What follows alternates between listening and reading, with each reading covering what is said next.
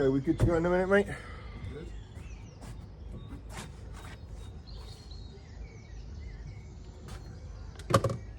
Welcome to the narrowboat that James built. Hope you're well, thanks for joining me.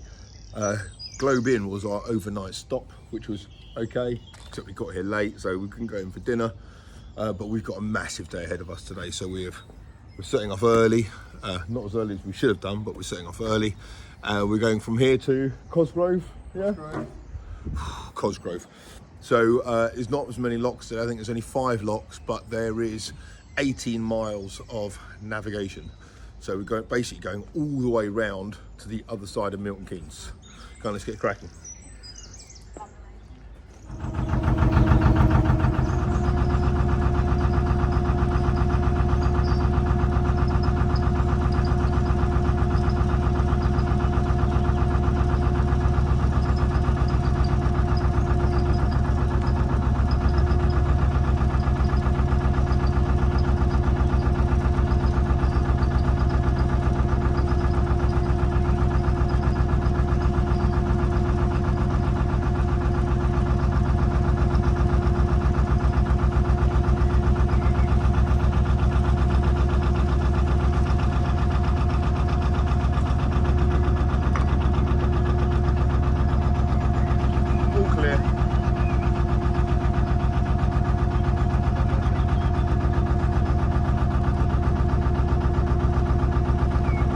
Okay, we're making our way towards Milton Keynes. Basically, this whole journey today is all about Milton Keynes. We're on this side of Milton Keynes, and we've got. Oh, let's pretend Milton Keynes is that speaker unit. We're here, and we've got to go all the way around the top of it to Cosgrove here. Last night I did another coat of paint on the doors. So that's the 4th coat, or 3rd.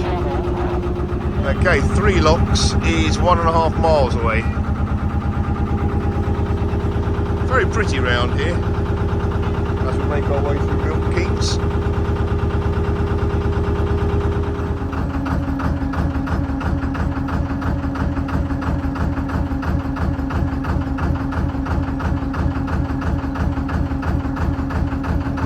Comes Rob making his way around the S-Bends. Thank you! Just met a lovely man who, when we did that Christmas card thing to Carol a couple of years ago, he was one of the first contributors to that. And I've been asked to say a special good morning to his sister Glenda, who lives in America. So good morning, Glenda, from the lovely canals of Milton Keynes. Looks like our first lock of the day is just coming up here around the bend. I can see a couple of the landing bollards already. And Rob is nowhere to be seen, as always. Right, I'll set the lock up. Right, we've reached the top of 3 locks.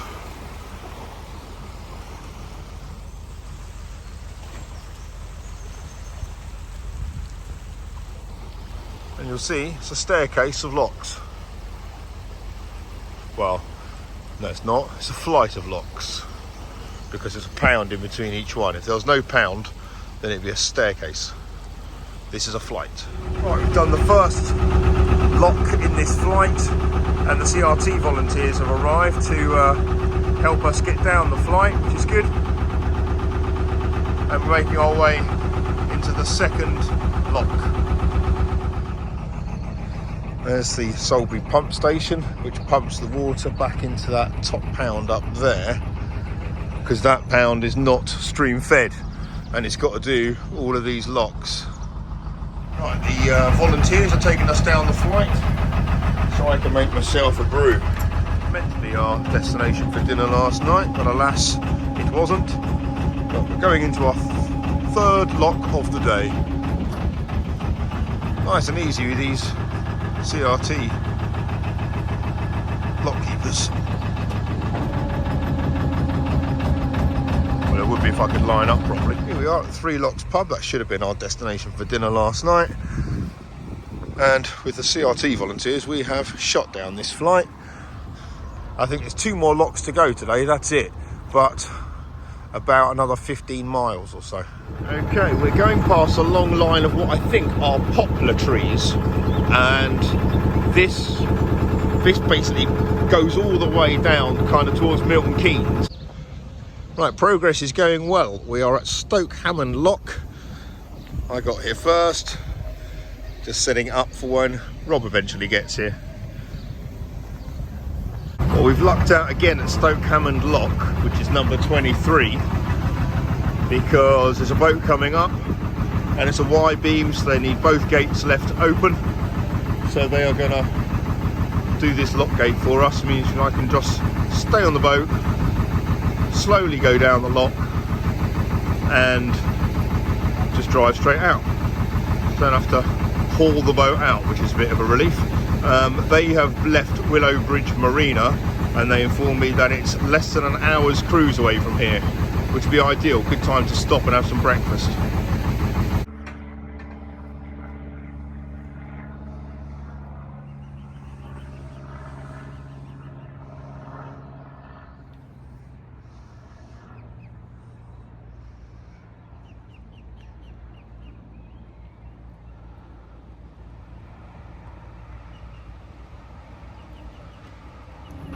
Right, just a brief little breakfast stop, which was nice. We're about a mile away from Bletchley, so and that's on the outskirts of Milton Keynes. So the lock keeper at the last place just said that we should be all right to get to Cosgrove by kind of early afternoon, mid-afternoon, something like that. So basically, we just got to keep going now. Just making our way past Willowbridge Marina.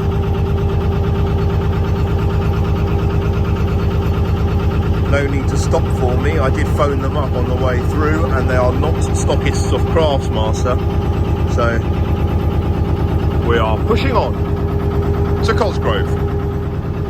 Alright, making our way through now into Milton Keynes. We're kind of flanked on the towpath side by all these, I think they are poplar trees, really tall trees. We're about 1.75 miles away from the next lock, which is actually our last lock of the day, and it's not even lunchtime yet. But then after that we have got a long stretch. I mean, it's lock free, which is nice, but it's also not particularly sociable. I'm on my own, all of that. Rob's behind me, and then we meet up when we're more. So we're pushing on to Cosgrove. That's a really nice shape wide beam, that one in front there. It's kind of got a Dutch barge style bow, but the way those sides curve in, and as a result it's got a lot less scratches down the bodywork. Of course, it may not have ever gone anywhere. Right, slowly making our way still through the poplar trees round to Milton Keynes, and soon we're going to start to turn right, go north, then turn left and go west.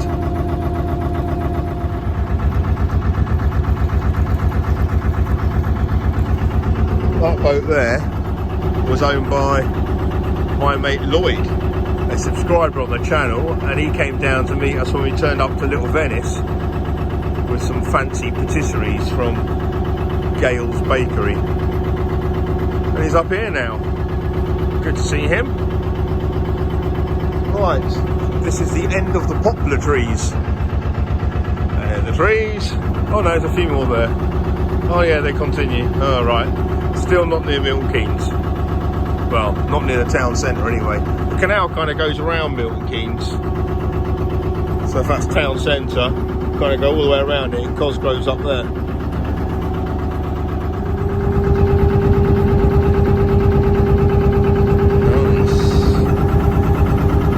I think we're entering Fenny Stratford here.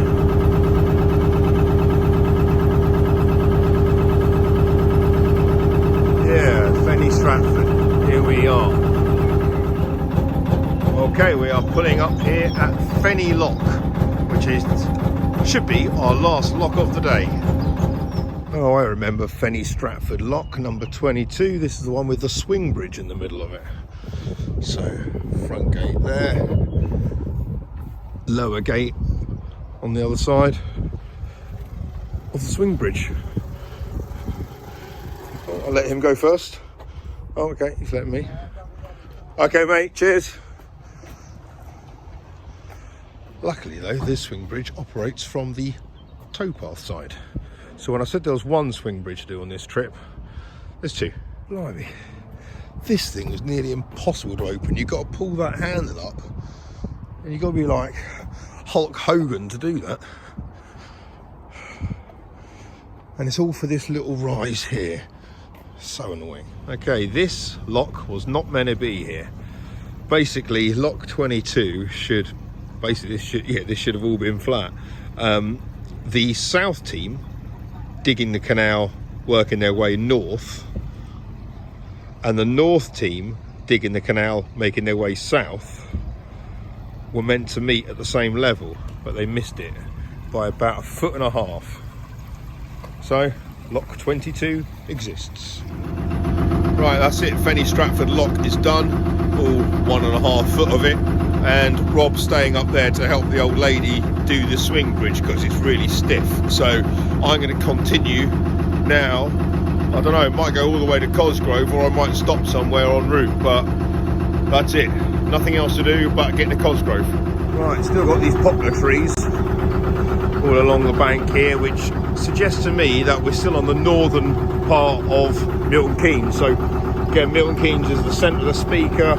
We're still coming up here. We want to get to Linslade, which is there, which is where the big left's going to be. At the moment, I haven't done any lefts. We're just kind of going straight up still. But if Linslade's there, then the end of Milton Keynes is there, and Cosgrove is still up there. So we've got an awful long way to go. And I think it's about 2 o'clock now. So it's just a bit long and tedious now. No locks though, at least, so we'll get there.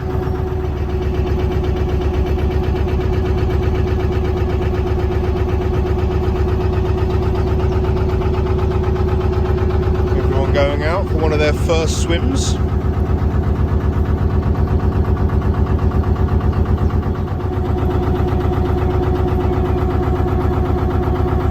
I'm a big fan of Milton Keynes as a town. I think it's nicely laid out and it's got everything you need. It's pretty good. I'm also a big fan of the canal network around here. It's really kind of interesting for a narrowboater because there's kind of buildings on both sides. Very soon there's towpath on both sides, which is kind of quite unusual. It's just really kind of, it's just something to look at all the time. In terms of location, I'm about here, so I'm still on the northerly stretch going up towards Linslade, which is about there. Then there's the big left. That takes us all the way above Milton Keynes, and then we've got to go to Cosgrove, which is kind of over there still. So I've got a long way to go. I'm looking forward to seeing some signposts to Linslade. Obviously, being Milton Keynes, everything is based about cycling and walking and using the towpaths. So there's a lot of signage when we get closer. And I haven't seen any yet, which suggests to me that we're still nowhere near. But there's no locks, sun's out. This is really pleasant. Once again, day 3, going very well so far.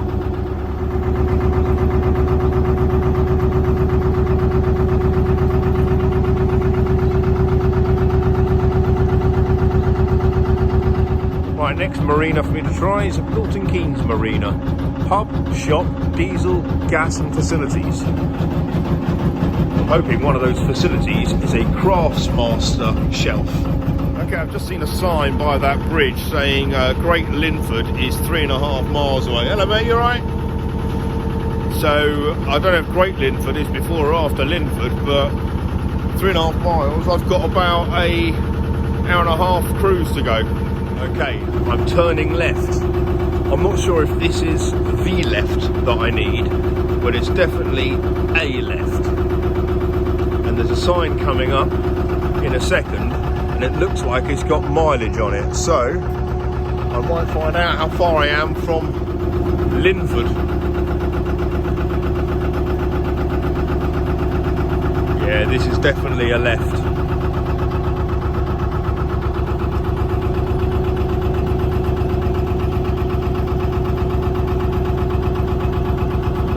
I've had another left earlier and it was followed by a right. That's no good.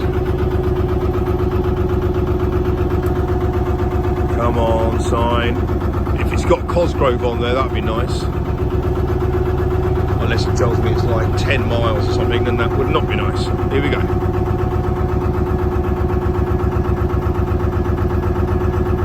Oh dear. Right. Great Linford. 2.5 miles.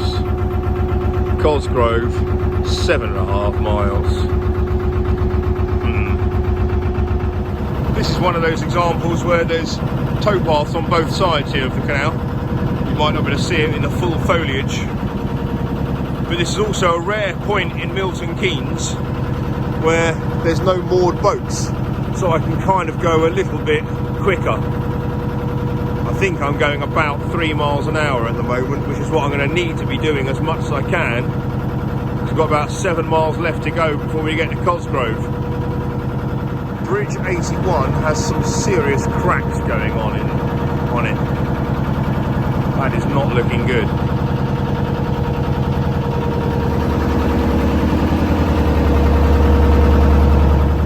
Okay, I am closing in on Great Linford. I think I'm about a quarter of a mile away now. So should be going all of these bends now should be going left.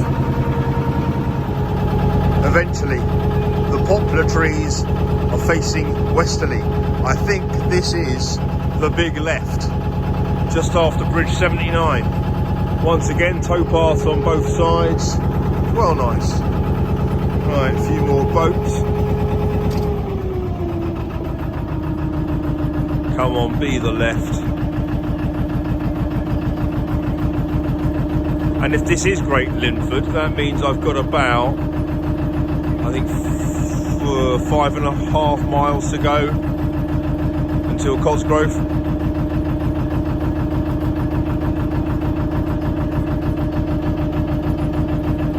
Yeah, this is it. This is the big left.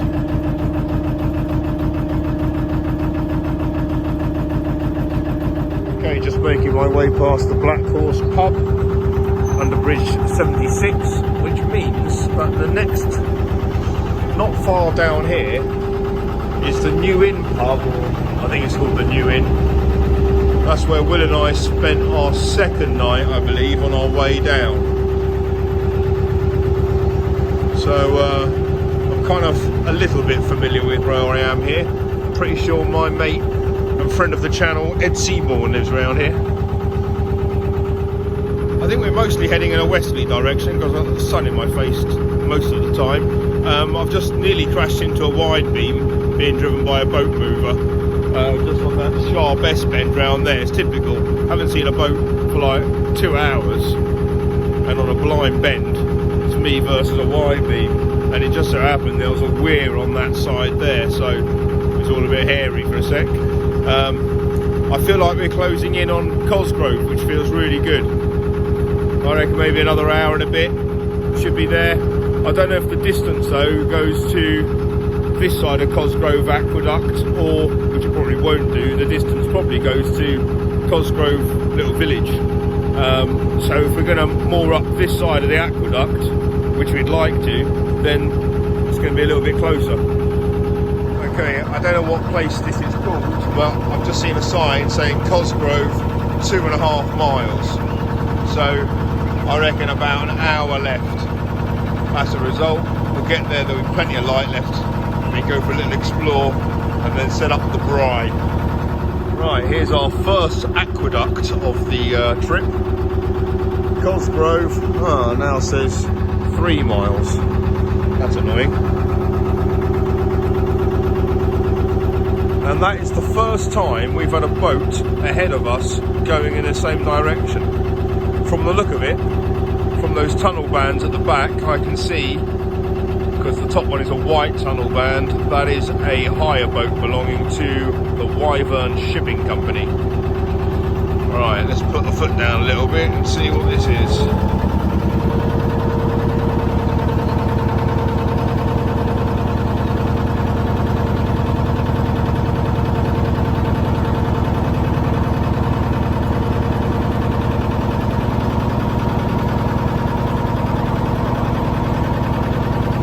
6 o'clock. So everyone's going about their business. How funny.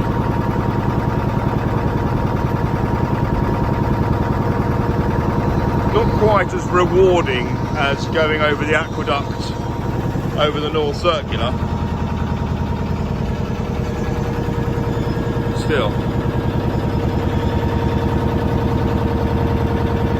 The next aqueduct is far, far, far more impressive in terms of what we're going over and the struggles they had to engineer it in the first place.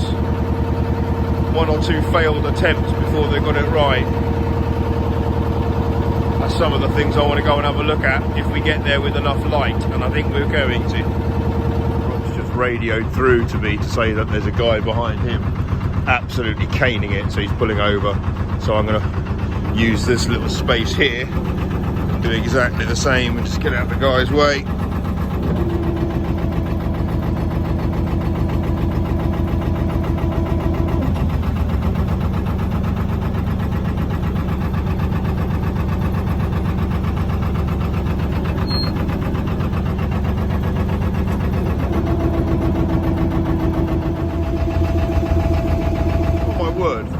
The guy that just overtook me speeding has just crashed into the guy he's also trying to overtake, the hire boat, under the bridge.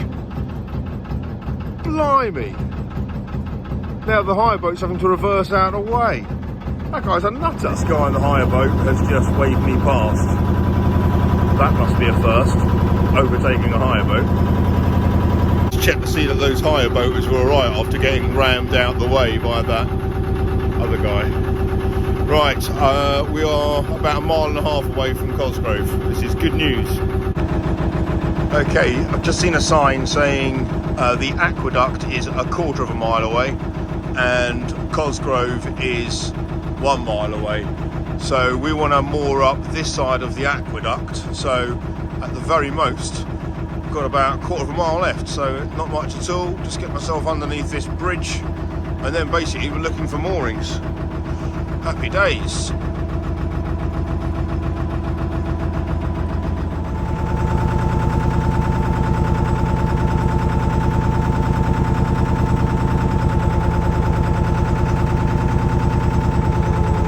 Well, I'm approaching the aqueduct, I can see it ahead of me. This is just really amazing. You get the sense you're really high up here in the Ouse Valley. Right, Rob's just been overtaken. I think I'm going to moor up this side of the aqueduct. Looks a little bit more rural. I'll let this guy get me there. When I said rural, the banks aren't particularly accessible. Although it looks like it's shorter grass a little bit further up. Okay, I've set myself a little quest now. I've got to find a really good mooring, so I want low grass down there, but also I think there's going to be a little bit of an amazing view if I can find a break in the trees. So that's what I'm looking for, low grass and a break in the trees. That bench, that might be the perfect spot. So we're going to have a braai tonight. That reminds me, I've got to take the steaks out of the fridge. If they're not at room temperature, Rob goes ballistic. Oh yeah, check out that view through there. Right, here we go. This is it. This is our spot. Wow, talk about a good mooring. We're the only ones here in this entire pound. Rob's just on his way in. That's the aqueduct right there. Here's my grass verge. And if you can kind of squint your eyes, you can see a view through that gap there. Well, I'm mighty glad we got to Cosgrove with a bit of time to spare so we can go kind of exploring. The aqueduct here is the oldest broad trunk aqueduct in the world, I think. And it's their 4th attempt, so it failed obviously 3 times before that, and they had a staircase of locks going down one slope across the Great River Ouse and then up the other slope. So, and some remnants of those old locks, they're 200 years old, they haven't been used in Well, this is 1811. So well, the bridge is 200 years old, so those have been a long time before then.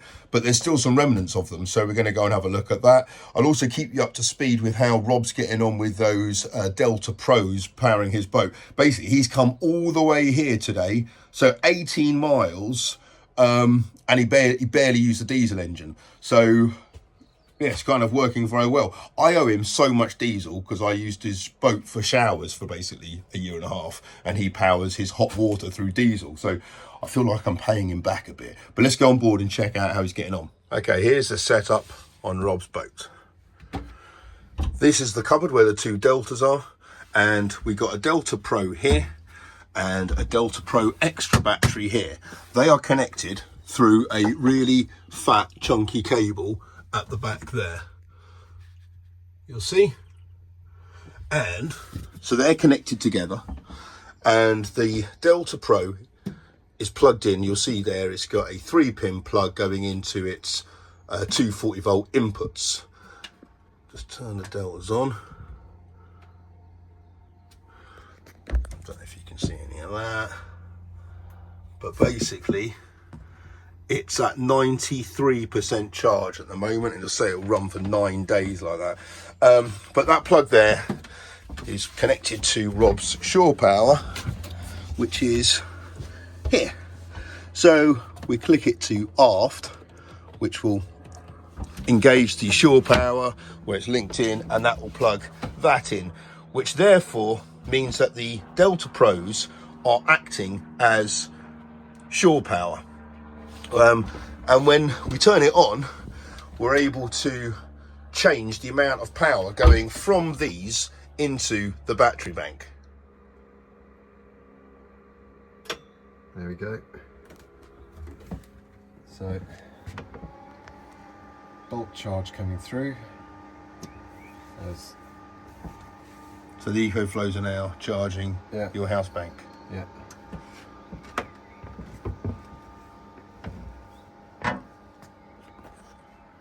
So we are putting in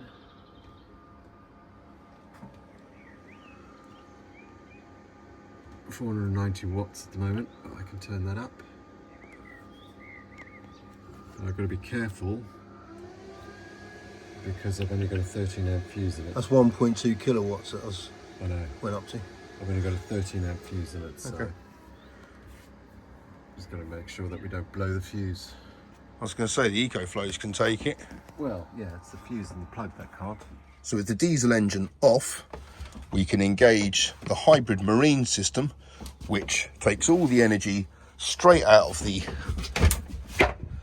battery banks, which are replenished by the EcoFlows. And the EcoFlows are plugged in through solar, so they're being topped up throughout the day. And then at night time, when Rob starts his diesel engine to generate some hot water on board and to charge his other house bank, the EcoFlows charge from there. And here it is, the oldest broad aqueduct, opened in 1811. And this was the 4th attempt of crossing the Great River Ouse. And it's mighty high. Well, not compared to some aqueducts, in fairness. Right.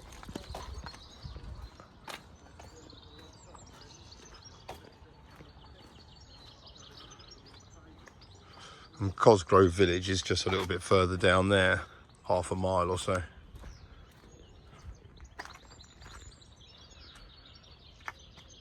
And there she is, the Great River Ouse.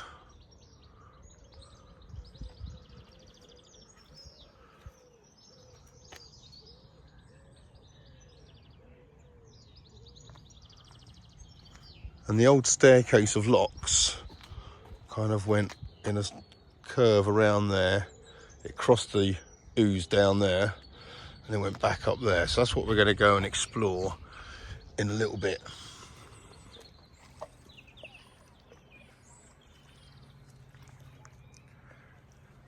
I'm going to explore on foot.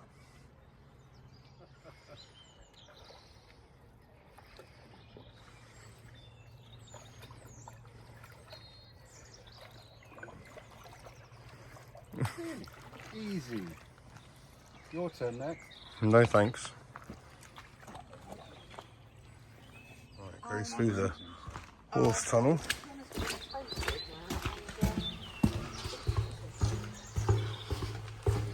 So this goes underneath the canal, down towards the Great River Ouse Valley.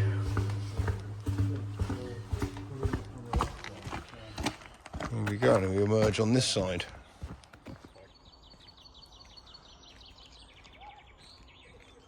See the cutting through there. There's a pathway which leads us up here. Apparently it was 8 locks up the hill and 8 locks down. So you can see why they were keen to get that aqueduct built. Yeah, there it is. Oh yeah, now straight ahead I can see the remains of an old lock gate. You can see the cutting quite clearly here. Just goes along there and up to that old lock gate up there.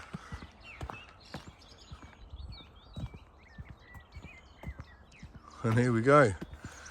Here's an old set of lock gates.